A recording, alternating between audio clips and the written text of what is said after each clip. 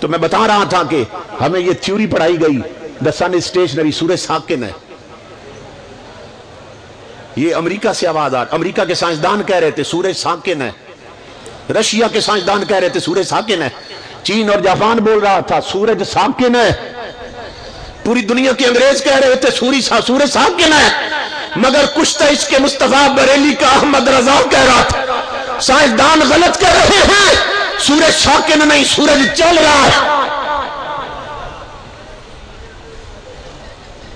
کیونکہ ان کے سامنے حضور کا قرآن کھلا ہوا تھا، اور سورہ یاسین میں اللہ کہہ رہا تھا وَالشَّمْسُ تَجْرِي لِمُسْتَقَرٍّ لَهَا، سورج ساکن نہیں ہے، سورج اپنے مدار میں چل رہا ہے.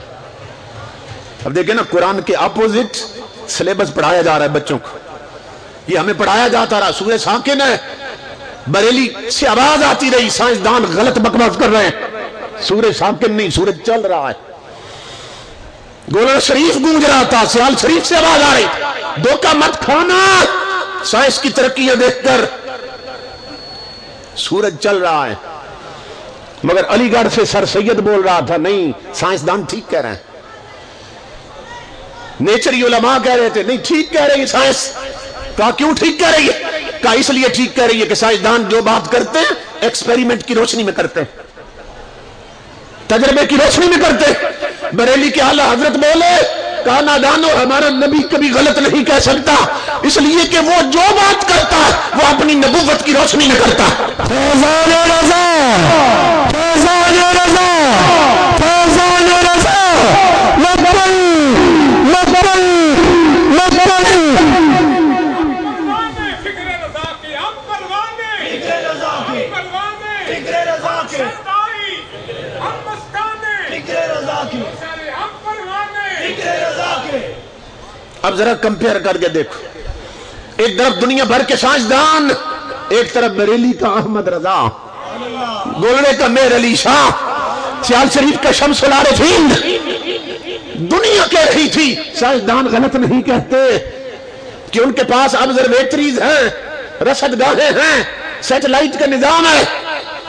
مگر ہمارے علماء کے غلام کہہ رہے تھے ہمارے اعلیٰ حضرت غلط نہیں کہتے، میر علی شاہ غلط نہیں کہتے. کیوں کہ بے شک حجرے میں بیٹھے ہیں مگر نگاہوں میں گنبد خضرا رہتا ہے اور سینے میں قرآن رہتا ہے. یہ کمپٹیشن جاری رہا، میں جو آپ کو بات سمجھانے لگا ہوں، یہ مقابلہ جاری رہا، کئی صدیوں چلتا رہا.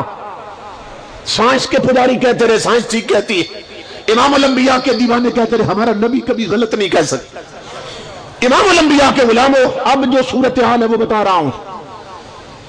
سائنس پہلے بچپن کے مرحلے میں تھی، پھر بلوغ میں پہنچی، بالغ ہوئی نا سائنس، تو ان کے انسٹرومنٹ نئے بن گئے، رصد گاہیں نئی بنی، ٹیلیسکوپ کا نظام نیا بنا، نیا سیٹلائٹ کا نظام بنا، تجربے کر کر کے عقل بلوغ کی طرف پہنچی.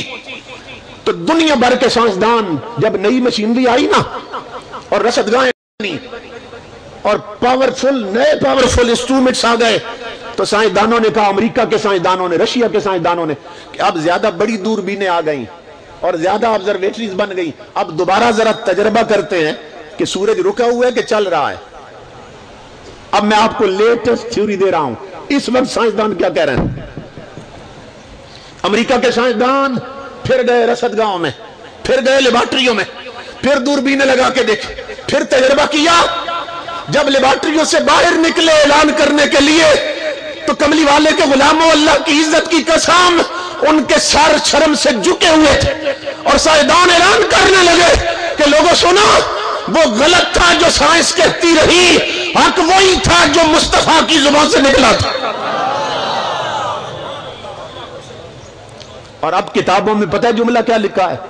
پہلے لکھا تھا the sun is stationary، اب لکھا ہے the sun is traveling through space. اور حیرت کی بات یہ ہے کہ قرآن کا معجزہ ہے اور کملی والے کا معجزہ ہے. اللہ کی عزت کی قسم، یہ جو جملہ انہوں نے لکھا، یہ والشمس تجری لمستقر لہا، اس آیت کا انہوں نے ترجمہ لکھ دیا ہے کہ سورج اپنے مدار میں چل رہا ہے. اس لیے کہہ رہا ہوں امام الانبیاء کے غلاموں، عقل قرباں کن بپیش مصطفیٰ، اپنا رخ کر لو تاجدار کائنات کی چوکھٹ کی طرف، دہلیز کی طرف. اللہ کی عزت کی قسم کبھی ندامت نہیں اٹھاؤ گے، کبھی گھاٹا نہیں ہوگا. یہ آب حیات ہے تعلیمات مصطفیٰ، یہ آب حیات ہے رب کا قرآن، جسے تم نے الماریوں میں بند کر کے رکھا. اسے الماری سے نکال لیے اور اپنی جولیوں کی زینت بنائیے اور اس کی تلاوت کیجیے. اپنی زبانوں کو تلاوت قرآن کا عادی بنائیے.